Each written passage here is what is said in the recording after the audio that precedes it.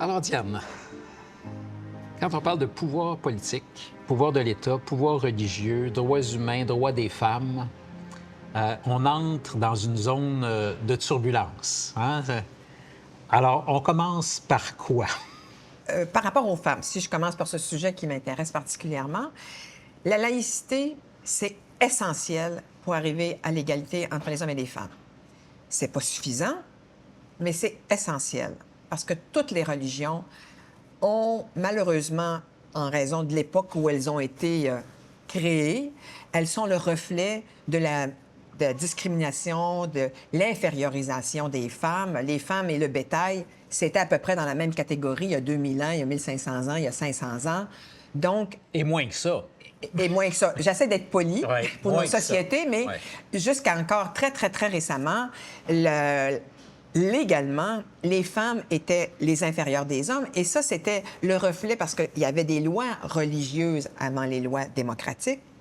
On parle du droit canon, on parle de la charia, on parle du Talmud. Toutes les religions avaient leur système de loi qui emprisonnait particulièrement les femmes dans un rôle de subalterne, d'inférieur, donc avec des droits très limités. Alors, l'émancipation des femmes, puis je vais parler plus particulièrement du Québec, l'émancipation des femmes passe obligatoirement par la séparation du religieux et du politique.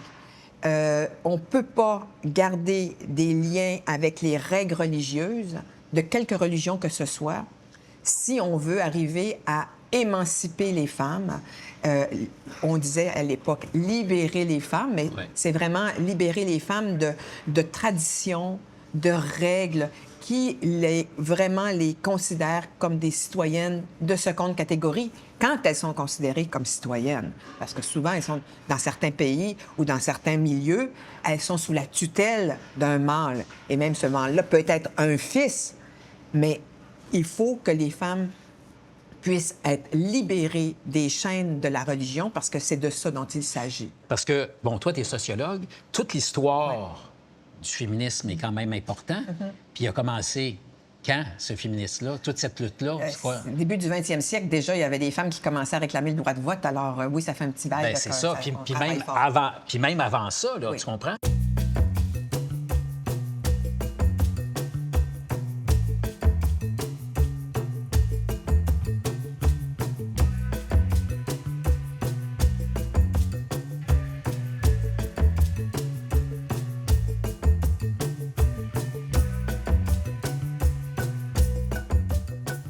Moi, mes grands-mères votaient pas. Puis après ça, bien, ma mère a été complètement sous le joug absolu de l'Église. Alors là, on parle pas des musulmans, on parle pas des Juifs, on parle de nous autres. Exact. Et moi, ma mère qui ne peut pas marier un acteur à l'époque, parce que l'acteur... C'est péché. C'est quand même flyé. Et que ma mère ait un directeur de conscience, c'est flyé en maudit. C'est comme si tout ce débat-là que nous faisons ici, on oublie tout notre passé. Bien, on est un pays qui a des plaques d'immatriculation qui disent « je me souviens », mais on se souvient de rien. On n'a pas gardé dans nos traditions de transmettre effectivement cette histoire-là. Et les jeunes, tout comme les nouveaux arrivants, ne sont pas au courant de la démarche de la laïcité, de la sécularisation de la société. Il n'y a pas d'ancrage dans leur connaissance. Ils partent de maintenant. Et souvent, moi, j'entends des gens me dire que la bataille pour la laïcité, ça a commencé avec 2001 puis les tours du World Trade Center. Mais je leur dis... Prenons juste moi. Moi, quand mon fils est rentré à l'école en 1985, j'étais au comité d'école. Je suis rentrée dans un processus pour déconfessionnaliser le système scolaire. Alors, il y en avait qui avaient commencé ça avant moi. Mais il n'y avait pas de musulmans autour. S'il y en avait, on ne le savait pas. Et c'était vraiment pour se séparer de la religion catholique. Et ça, j'ai lu quelque chose de très intéressant aussi, parce qu'on est dans un monde anglo-saxon qui contribue à rendre la confusion encore plus dense. Qu'est-ce que tu veux dire par là? Bien, chez les anglo-saxons, ce qu'ils voient comme... D'abord, le mot laïcité n'existe pas en anglais. Donc, le mot n'existe pas, le concept ne peut pas exister.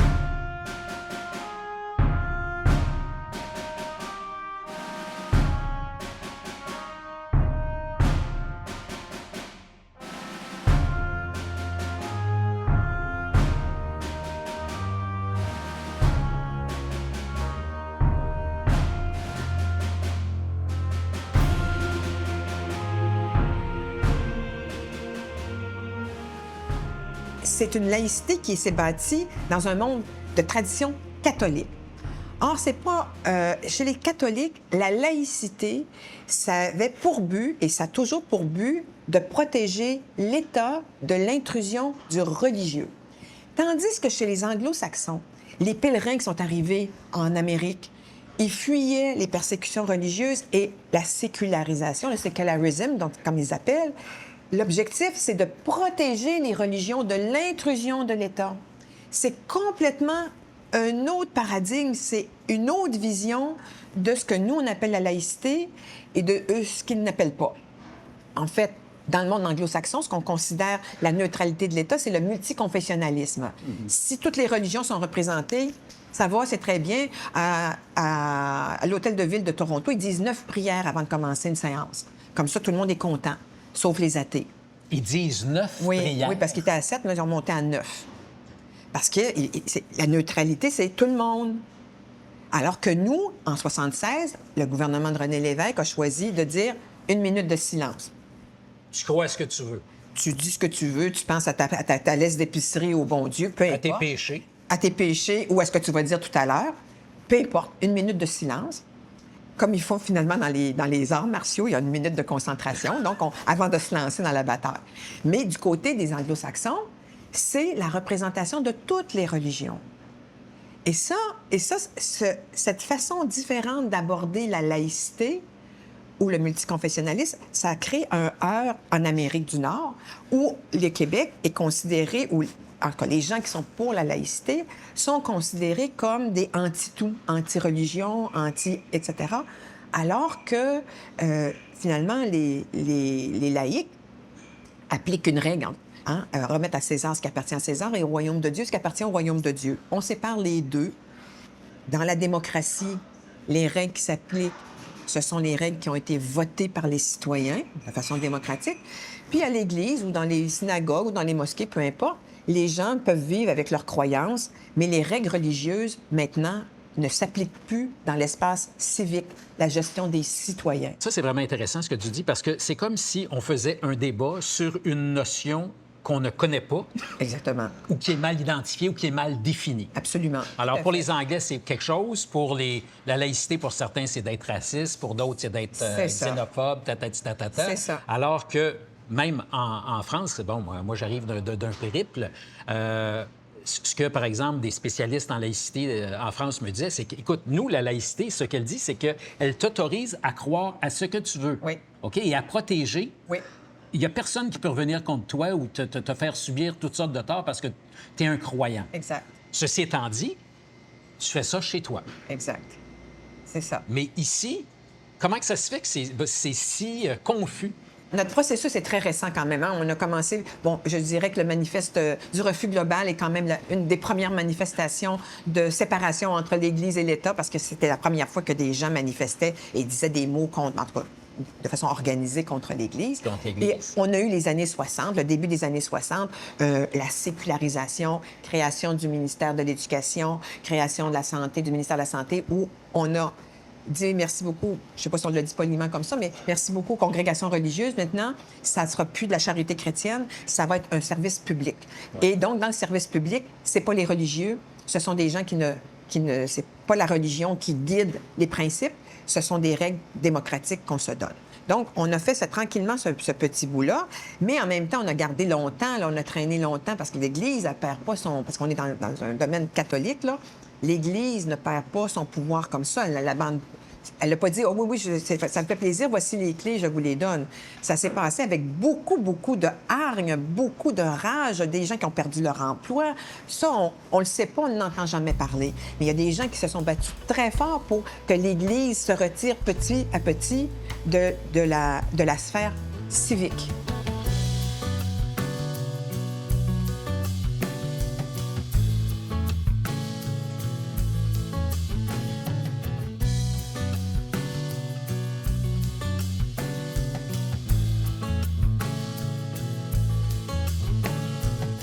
Et le Québec est la seule province qui a fait enlever ce droit aux catholiques et aux protestants pour permettre des écoles qui ne soient plus religieuses, des écoles publiques, où on accueillerait les gens venus de partout et qui avaient peut-être d'autres religions. Parce que quand j'étais petit, c'était la commission scolaire catholique de Montréal. Exactement. Et ceux qui n'étaient pas catholiques, ils allaient dans une autre commission scolaire protestante et en anglais.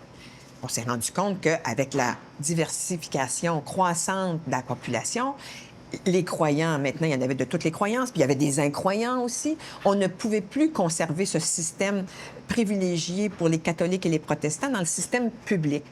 Alors, on oublie que les catholiques et les protestants, les jeunes ne le savent pas, mais ils ont renoncé à leurs droits pour permettre un système scolaire non confessionnel.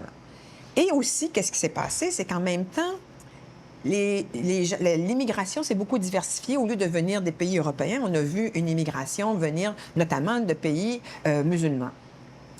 Et avec une pratique des fois assez stricte. Plus strict, oui. Et là, on a été, avec notre bon cœur, coincés entre dire, mais là, on veut les intégrer, il faut peut-être respecter leurs coutumes puis leur façon de faire. Donc, les signes religieux ont été comme le retour du religieux par la porte arrière, cette fois-ci par la porte des élèves. Alors que nous sortions nous-mêmes de ce processus-là. Exactement. Il était encore très fragile.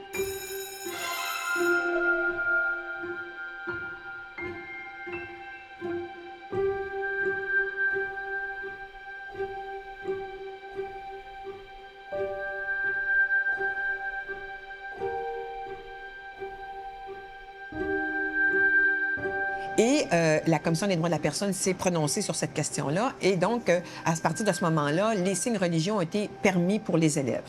Bon. Et tranquillement, pas vite, après ça, pour les professeurs, parce que là, on a eu du mal à dire, à affirmer que la laïcité des institutions, ça se passe pas ces murs. Ça se passe par les personnes qui travaillent dans les institutions. Et si celles-ci font de l'affichage, bien, la neutralité de l'institution n'est plus respectée. Mais ça, c'est là que le bas blesse, c'est qu'il y en a qui nous disent, bien, les personnes sont neutres, même si elles portent un affichage quelconque. C'est un peu fort de café, parce que une affiche, si ça ne faisait pas vendre, il n'y en aurait pas d'affichage puis de publicité. Oui. Alors, l'affichage, c'est un message très puissant. Les symboles, c'est très puissant. Je donne souvent l'exemple du M de McDonald's. Un enfant de 2 ans sait ce que ça veut dire. Il sait qu'est-ce qu'il y a en arrière du M, la sorte de nourriture, les frites. Il peut déjà, juste sur ce M, déchiffrer ce qu'il y a en arrière. Bien, c'est ça, un symbole. La puissance d'un symbole, c'est tout ce que ça transporte comme discours. Et là, ça ne voudrait plus rien dire parce que c'est une professeure qui le porte, ou une fonctionnaire qui le porte, ou un fonctionnaire qui le porte. Je trouve qu'il y a une malhonnêteté intellectuelle quand les gens nous disent que les gens sont neutres malgré leur affichage. Chaque religion a comme ses signes distinctifs. Oui. Mais c'est comme si ce débat-là ne focusait que sur les signes distinctifs plutôt que d'aller à la base philosophique de la laïcité, de cette séparation-là entre la foi que tu peux exercer dans ton quotidien et l'espace public. Parce que parler de la fiscalité des édifices religieux qui ne payent pas de taxes à la municipalité, ça intéresse moins de gens. C'est pas assez concret. Bon, les médias... C'est un beau débat pareil. C'est un très beau débat. C'est un beau débat pareil. C'est un très, très beau débat. Et nous, on a régulièrement demandé de faire une défiscalisation. C'était vraiment des privilèges honteux aux institutions religieuses. Raël est venu s'installer au Québec justement à cause de ça, parce qu'il y avait des possibilités fiscales extraordinaires en étant reconnu comme une religion. au Québec et au Canada, Comme, pour être reconnu comme une religion, c'est le ministère du Revenu. Hein? C'est très intéressant. C'est comme un paradis fiscal religieux. Exactement. Mais c'est un paradis fiscal. C'est exactement ça. Vous n'avez pas ça dans votre liste, vous devriez l'ajouter. Mais ça en est un. Ça en est un réel. Là. Ouais. Alors donc, il y a des questions philosophiques qui sont très importantes, mais peut-être qu'elles s'illustrent mieux, ces questions philosophiques, justement dans quelque chose de très concret. Aussi, moi, j'en veux pas mal beaucoup aux médias qui nous représentent toujours les personnes venues d'ailleurs avec des symboles religieux. Parce que si elles ne le portent pas, comme par exemple une Tunisienne qui ne porte pas le hijab, c'est pas une vraie Tunisienne. Moi, on m'a déjà répondu, parce qu'il y avait une conférence de presse, que j'avais quelqu'un qui était prêt à faire une entrevue. Elle n'a pas de voile, elle n'a pas l'air assez algérienne. Bon, assez musulmane, qu'on voulait dire, mais assez algérienne. Donc, on est dans un monde d'images où les explications passent essentiellement par des images. Et effectivement, ça fait malheureusement concentrer le débat sur le très visible. Alors que c'est plus fondamental que ça. C'est plus important que ça. C'est vraiment une façon d'appréhender la vie citoyenne. Ben oui. Hein, qui est très importante. Mais moi, je dirais, je ne mets pas la faute parce que peut-être, nous, on essaie toujours dans nos mémoires de regarder l'ensemble des choses. Effectivement, c'est ce qui ressort parce que là, il y a un os majeur qui est facile à comprendre, en tout cas, facile à voir. Mais on a besoin d'éducation. Nos politiciens ont besoin d'éducation. Et je dirais, les médias devraient faire un petit examen de conscience pour savoir dans quelle mesure ils ne contribuent pas à la polarisation du débat ou du non-débat en mettant l'accent essentiellement là-dessus. Mais en même temps, ce n'est pas anodin. Parce que les gens, par exemple, qui vont faire de la politique avec des signes religieux ostentatoires, c'est un geste militant très conscient qu'ils posent.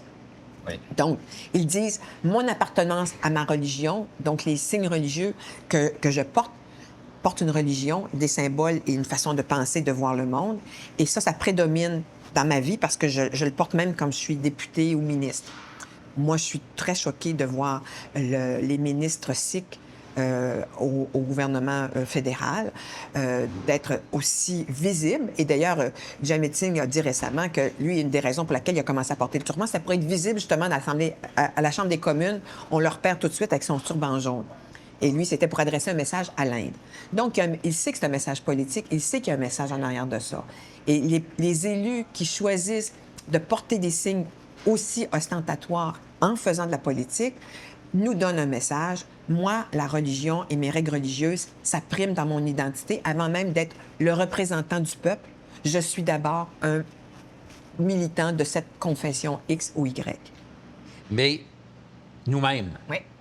lorsque Harper est arrivé au pouvoir, Harper est arrivé au pouvoir à l'aide d'une droite quand même importante, Oui. d'une droite religieuse Oui. importante. Absolument. Quand il a nommé un ministre sciences et technologies qui était créationniste, Oui, absolument. je m'excuse, mais il y a là quelque chose, une dérive qui est absolument absurde. Là. Terrible. Puis là, encore là, on n'est pas dans la religion musulmane ou dans la religion assidique, quoi que ce soit. C'est ça. Absolument.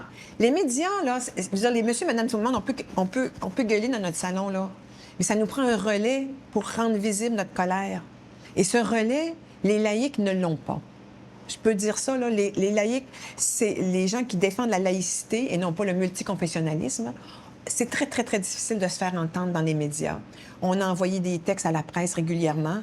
On ne publiait pas nos textes. On réussit des fois à en faire publier, mais ça prend un relais.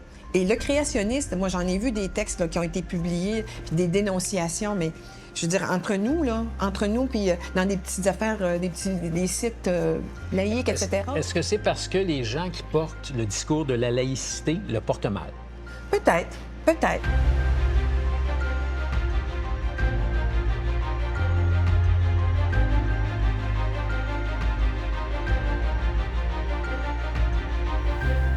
J'ai pas du tout aimé la commission Bouchard-Taylor parce que j'ai lu le document de départ et j'ai lu le rapport. Et le rapport était déjà écrit dans le document de départ. Il y a rien de différent dans la conclusion. C'est comme s'ils n'avaient rien entendu. De toute façon, leur idée était faite avant de partir. Ça m'a un peu beaucoup choquée.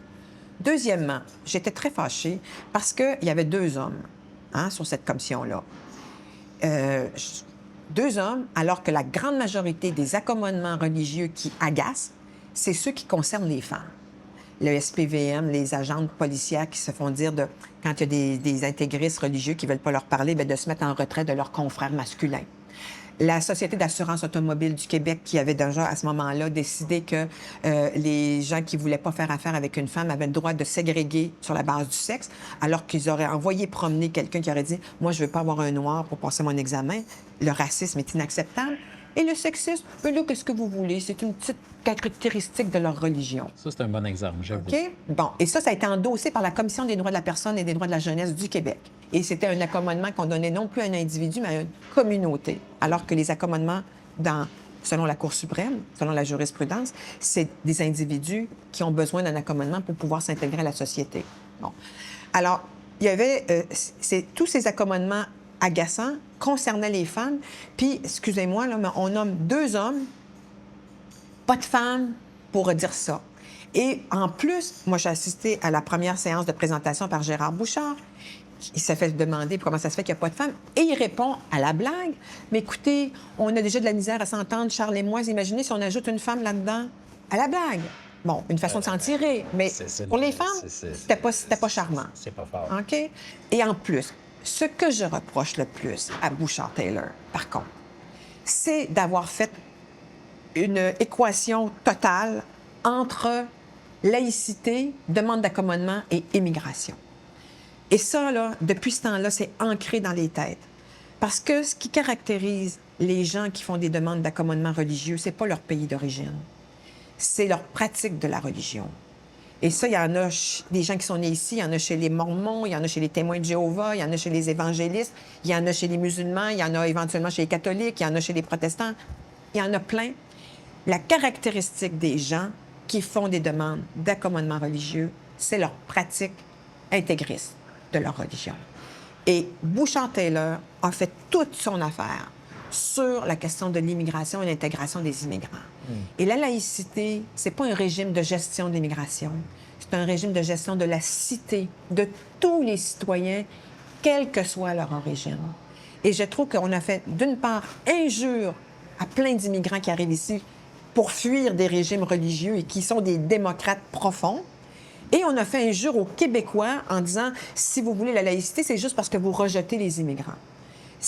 Moi, je suis, de la part d'intellectuels comme Gérard Bouchard, Charles Taylor, moi, j'ai été profondément choquée. Et en plus, ils ont installé ce message maintenant on ne sera plus capable de l'enlever. Immigration, laïcité, ça ne va pas ensemble. Donc, ces accommodements religieux, pour moi, sont des accros au vivre ensemble très profond.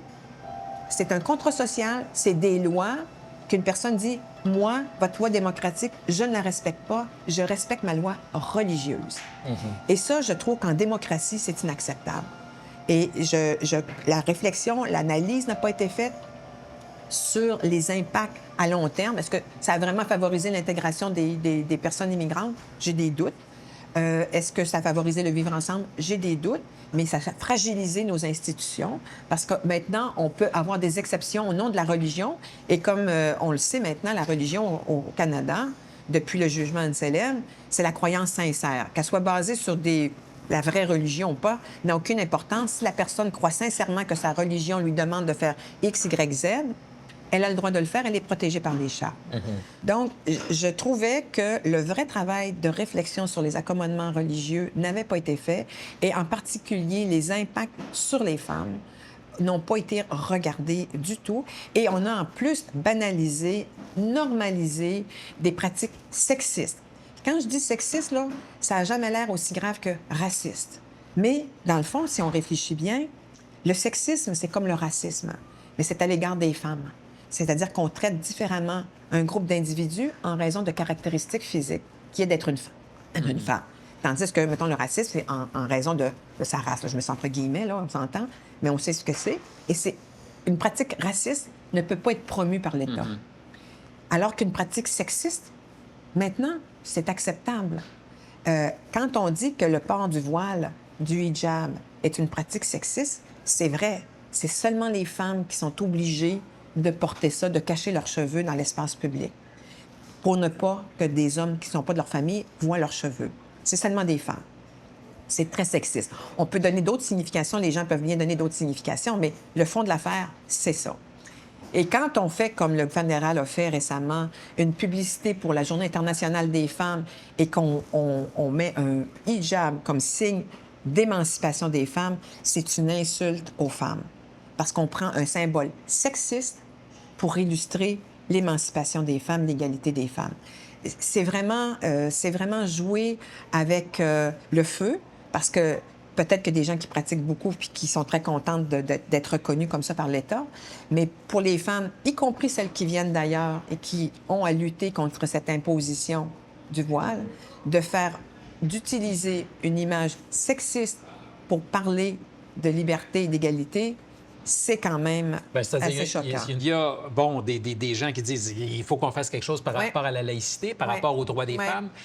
On fait quoi? On fait quoi avec toute cette histoire-là?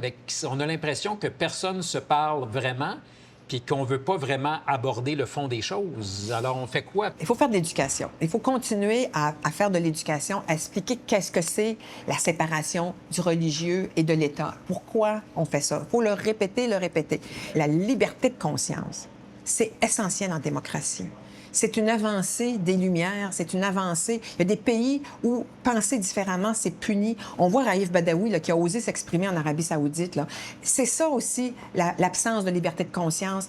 Et c'est pas un petit peu de religion, moyennement de religion. Non, il faut pas... On ne peut pas se permettre d'avoir un petit peu de religion parce que les règles religieuses, elles sont pas... On ne peut pas les couper en petites tranches. C'est important que les choses soient claires, que les règles démocratiques prédomine dans l'espace public. Et ça fait partie du grand débat. Là. Alors, c'est là la différence. Où est-ce qu'on l'a fait? C'est là qu'on l'a fait. C'est-à-dire que comme citoyenne, dans la rue, on fait ce qu'on veut. Là. Ça, c'est vraiment... Comme citoyenne, on n'a pas de responsabilité particulière. L'autobus, pas de problème avec ça? Ben non. C'est ça. Tu vas dans l'autobus, ça t'appartient, tu es dans un espace. Exactement. Okay. Bon. Mais quand on décide de travailler pour les services publics, c'est un choix. C'est pas une obligation. C'est un choix. Hein? Quand on décide de travailler pour les services publics, bien là, on a un petit devoir de retenue, un devoir de réserve. Et ce qu'on fait, c'est... En fait, la Cour suprême, c'est ce qu'elle a dit au maire Tremblay. Vous avez le maire Tremblay qui faisait sa prière? Oui. Bon. La Cour suprême, elle a dit au maire Tremblay, quand vous faites votre prière au conseil de ville, vous n'êtes pas Jean Tremblay, vous êtes le maire. Ce n'est pas la même chose. Il y a le niveau du citoyen et il y a le niveau du représentant. Et c'est pour ça que la prière a été interdite à Saguenay, OK? C'est ça, la différence, c'est que l'individu, dans sa vie de tous les jours, oui, il n'y a pas de responsabilité. Mais à partir du moment où il accepte des responsabilités publiques, là, on parle d'autre chose. Et c'est là la différence à faire. Et c'est ça qui est intéressant, parce que quand le maire Tremblay faisait sa prière, il faisait à peu près l'unanimité, à peu près sur tout le territoire du Québec. Oui. Autant les gens de gauche, puis même de droite disaient « Hey, le grand, là, arrête ta prière. Oui. » Sauf que... C'est parce que c'est relié à notre religion. Absolument. Mais lorsque vient le temps de penser aux autres religions, il y a comme... C'est là. Il y a comme une autre affaire. Voilà. Il y a comme une autre affaire. Puis moi, c'est une espèce de... C'est ça que j'essaie de comprendre, cette espèce de schizophrénie, en quelque part, que je porte moi-même. Oui. Où je suis capable de dire, tu vas m'enlever le crucifix qui est là des écoles ou de l'Assemblée nationale. Dépêche-toi. Et je le dis en toute franchise, sans ambiguïté. Absolument.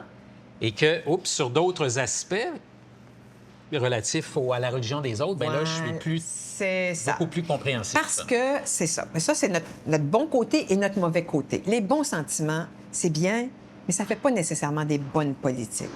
C'est-à-dire que si vraiment on considère ces gens-là comme des égaux et des égales, on devrait avoir les mêmes attentes vis-à-vis ces personnes-là. Moi, je pense que c'est là notre difficulté. À partir du moment où ces signes religieux, où cette imposition de la religion est venue de religions qu'on connaissait moins, on a dit, c'est la culture, on est fin, on est gentil, puis on est complexé. On est déjà décomplexé en Amérique du Nord, fait que on n'aime pas ça avoir l'air des pas fins. Et c'est dommage parce que moi, je pense que le respect, ça passe aussi par les mêmes attentes. Pas des attentes de second niveau parce que les gens viennent d'ailleurs. Moi, je pense que d'avoir des attentes équivalentes entre citoyens, c'est du respect, personnellement. Et je pense que quand des citoyennes et des citoyens décident de travailler dans les services publics, bien, ils se mettent au même niveau que tous les autres Québécois qui travaillent dans les services publics et le devoir de réserve s'impose, comme on l'a imposé très facilement au maire Tremblay. Moi, je pense que par rapport aux femmes venues d'ailleurs, Le respect, ça passe aussi dans les exigences de même niveau, parce qu'on les considère nos égales.